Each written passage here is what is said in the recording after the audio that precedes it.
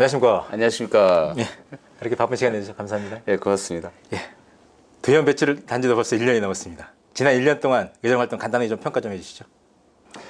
예, 그렇습니다. 이제 두의원의 배지를 달고 이제 의욕적으로, 열정적으로 이제 부지런히 이제 의정 활동을 했습니다. 하나 우리 지역 주민들과 도민들이 보시기에는 좀 미흡했을 수도 있습니다. 하지만 의정 활동을 하기 위한 준비 단계라고 봐주시고요. 그 다음에 이제 나머지 3년 동안, 나머지 임기 동안 최선을 다해 의정 활동을 하겠다는 말씀을 드리겠습니다. 뭐 1년 동안 성적표가 좋아서 그런지 몰라도 초선인데 벌써 예결위원장을 맡으셨습니다. 감사합니다. 예, 당사 소감이랄까요? 아니면 뭐 각오랄까? 뭐 얘기 좀 해주시죠. 그 예결위원장이라는 직책이 이제 너무나 무겁기도 합니다. 우리 도민들의 혈세인 예산을 다루는 기관 아닙니까?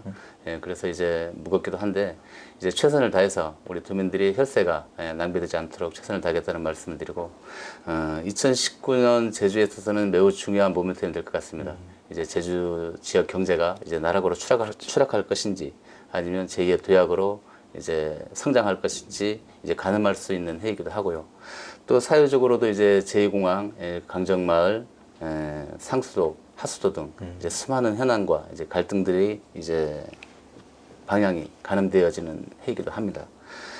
하지만 국가를 둘러싼 이제 주변 환경은 그리 녹록지 않은 상황이죠. 미국과 이제 중국의 이제 무역 전쟁이라든가, 한국과 일본의 무역 마찰, 그다음에 이제 중국의 이제 한한령 지속 등으로 이제 제주에 미치는 영향도 이제 가시화되고 있는 시점이죠. 근데 이제 예결위원장으로서 이제 문제를 해결하는데 이제 한계가 있지만 이제 많은 고민들을 해야죠. 이제 집행부와 이제 머리를 맞대어서 이제 최소한 제주도가 더 나빠지지 않도록 최선을 다하겠다는 말씀을 드리겠습니다. 네, 상당히 의욕적이신데요. 의회 역할 중에서 가장 중요한 게 저는 입법과 예산 심사라고 보는데요. 그만큼 예산 심사를 할 때 의회 존재감이 드러난다는 얘기일 건데요. 예산결산위원장으로서 견지하고자 하는 원칙 같은 게 좀 있나요? 저는 그렇게 생각합니다. 이 예산 심사를 하면서 이제 의회 존재감을 부각시키기보다는 우리 도민들의 혈세인 예산이 불효불급한 사항은 피하고 적기적소에 투입되었는지를 이제 살펴보는 그런 과정이라고 보고 있습니다. 그 예결위원장으로 선출된 이후에 이번 회기에 처음으로 예산 심사를 좀 이끌었습니다. 총평을 해주신다면 어떤가요? 예, 그렇습니다. 우리 13명의 예결위원 중 이제 12명이 초선입니다. 예결위원들의 심사가 이제 예리하지 못할 것이라는 이제 주변의 예상과는 달리 우리 예결위원님들이 너무나 의욕적으로 해주셔서 집행부로 하여금 땀을 흘리게 한 적이 굉장히 많았습니다. 특히 이제 시설관리공단이라든가 복권기금, 주택 매입 특혜 의혹, 균특회계 등은 엄청난 학습을 하지 않고서는 이런 질의를 할 수 없는 내용들이었습니다. 예결위원장으로서 예결위를 이끈다기보다는 지금 예결위원님들의 열정이 식지 않도록 지원하는 역할에 이제 충실하겠다는 말씀을 드리겠습니다. 예, 그래요. 그 개수조정 했잖아요. 새벽까지 하시더라고요. 예. 엄청난 열정인데 제주도가 제출한 추경 중에서 한 93여 원을 좀 개수조정 손을 좀 봤는데요. 감액된 사업들 좀 어떤 건지 좀. 감액된 사업들을 이제 살펴보면 중요해 보이는 것들이 이제 많은 것에 대해 의회 감액 결정이 적절히 했는지에 대한 의견들이 좀 있습니다. 하지만 이번 추경의 이제 감액 기준은 최근 3년간의 집행률과 도민들과의 이제 소통 여부였었습니다. 비록 이제 중요하다 할지라도 최근 3년간 지속적으로 집행률이 낮았거나 그 다음에 낮은 사업들과 이제 도민과의 소통이 충분히 이루어지지 못했던 평생학습관 이전 관련 예산이라든가 공익활동 지원센터 예산 등이 이제 삭감이 되어졌습니다. 그래요.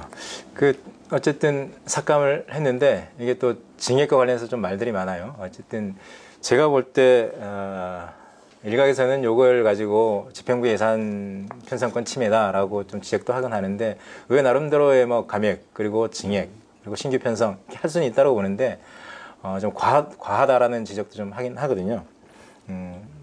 그리고 이 감액된 사업을 가지고 뭐 집행부 지역구 예산으로 좀 돌린다거나 아니면 사회단체 보조금 사업으로 좀 돌린다거나 이러한 것들에 대한 관행이 어쨌든 좀 몇 년째 좀 이어져 왔거든요. 이런 관행들에 대해서는 좀 어떻게 좀 평가하시는지. 이제 부국장님도 이제 잘 아실 겁니다만은 이제 예산 편성 과정을 자세히 들여다보면 소수의 의견과 약자의 요구가 반영되기 어려운 구조로 이제 되어져 있습니다. 소수와 약자는 그들이 요구하는 예산이 어떤 경로를 통해서 반영해야 될지도 모르고 언제 반영시켜야 될지도 모르기 때문입니다. 의회의 감액과 징액이 편성권을 침해한다는 지적에 대해서는 앞서 말씀드린 바와 같이 예산 편성 과정에서 누락되거나 배제된 도민들의 의견을 반영시키는 과정으로 보아주셨으면 감사하겠습니다.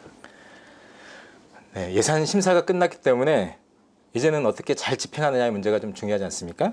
이에 대해서 집행부에 좀 당부하고 싶은 얘기가 좀 많을 것 같습니다.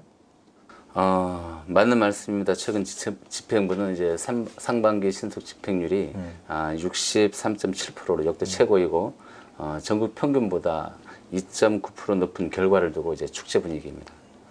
하지만 지금까지 제주도는 연내 집행하지 못하여 2월되거나 불용되어지는 예산이 한 1조 원을 넘어갔거든요. 비율로 따지면 한 20%가 넘는 규모입니다. 예산은 이제 편성도 중요하지만 집행이 더더욱 중요하다고 이제 생각을 하고 있습니다.